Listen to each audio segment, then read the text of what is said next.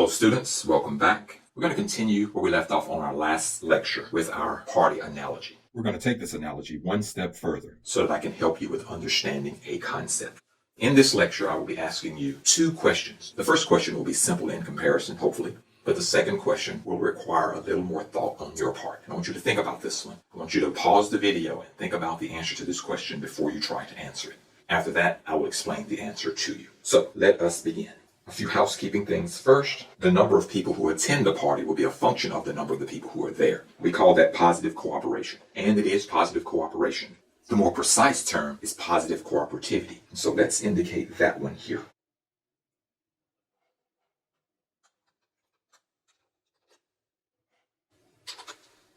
And so the better phrase would be positive cooperativity. Okay, now let me ask you my first question. Let's say that in this situation, this is the normal situation for a party. The number of people who attend the party is a function of the number of people who are already at the party. Let's say that instead of playing the music through Pandora, let's say you hired a very good live band, and that live band came to the party. A very good local live band. Now, would that cause more people to attend the party or fewer people to attend the party? Would that make that a better party or a worse party? Let's answer this first question, students. Of course, the answer is going to be a better party. So that's my first question. Question number two. I'm sorry, there are going to be three questions. Question number two.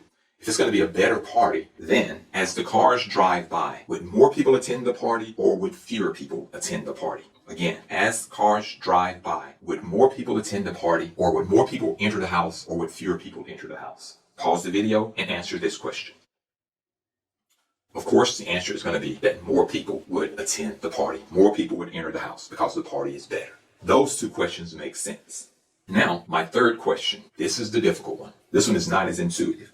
Okay, looking at the curve here, one of two things will happen to this curve if the party is better or if more people enter the house. Either this curve is going to shift to the right or it's going to shift to the left. Now I want to show that, but if I tried to show it here, the lines would get in the way. For example, I'm just going to show you why I have to do what I have to do here. So if I tried to shift another curve to the right, if I try to shift the curve to the right here, you can see that the lines on top and the lines on the bottom, they interfere with one another. So for that reason, I'm just going to delete the end of the curve and the beginning of the curve, just to make things simpler. It's going to still be the same graph. Just going to do that one thing here.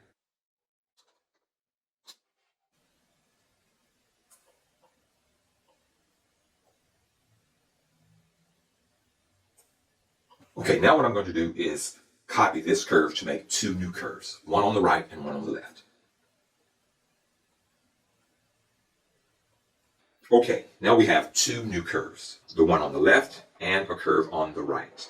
One of those represents the situation where the party has gotten better, where more people are entering the house, more people are attending the party.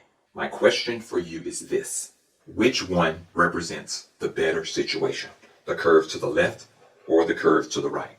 Again, my question is, one of these represents the situation where the party is better. More people are attending the party. Is it the curve to the left or the curve to the right? Please pause the video now. Think about this for at least 2 minutes. Think about what the answer should be. And when you're confident that you have the answer, then come back and I'll explain which one is correct. So now please pause the video. Okay, you've paused the video and hopefully you've come up with the correct answer. Before giving the answer, I want to go through the math with you, and it should make a whole lot of sense. So shown here in our table is our data. There's one car, then no people come in, two cars, maybe one, three cars, one, four cars, three, five cars, five, and then it quickly rises. If we have a very good band at the party, this is going to be the situation. If just one car drives by, since everyone knows that there's a good band, you're going to have 0 people at the party. You're going to go right to maybe 3 people. And so here, they're going to be 3 people. If 2 cars drive by, then you're going to go right to 5 people. If there are 3 cars, instead of 1, you're going to move right to 10. What happens is that all of these numbers here shift up. I'm only doing this so you can see.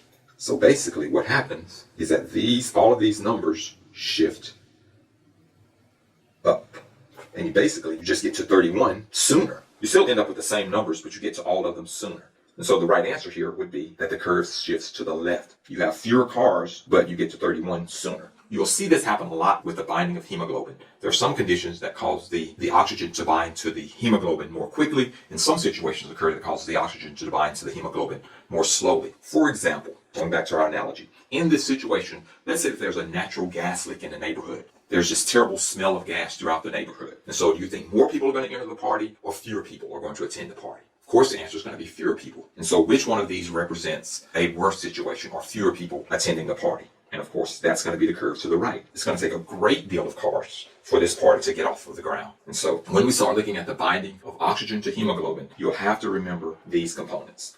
And we'll explain what everything represents, what the car represents, what the people represent, what the house represents, what the street represents. We'll look at all of these things. And so that's all I have to say about positive cooperativity and our house party analogy. I really hope that this helps you to understand the binding of oxygen to hemoglobin in the alveoli of the lungs. And so that concludes this lecture. I hope that you've learned a lot.